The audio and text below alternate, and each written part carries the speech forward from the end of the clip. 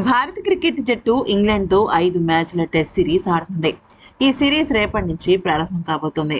అయితే ఇక గతసారి టీమిండియా ఫైనల్కు చేరుకోలేకపోయింది. అంతకు మునుపు 2 సీజన్లలో కూడా భారత్ ఫైనల్కు చేరుకున్నప్పటికీ కూడా ట్రోఫీనైతే అందుకోలేకపోయింది. అయితే ఇక దీనికి తోడు ఈసారి రోహిత్ శర్మ, విరాట్ కోహ్లీ, అశ్విన్ వంటి సీనియర్ ఆటగాళ్లు లేరు. అయితే ఈ సమయంలో ప్లేయింగ్ 11లో ఖచ్చితంగా ఉండే అతి వీర భయంకరుడు, అలాగే డబుల్ సెంచరీ వీరుడైన కరుణ్ నాయర్ ఖచ్చితంగా తుది జట్టులో ఉంటాడని అందరూ అనుకున్నారు.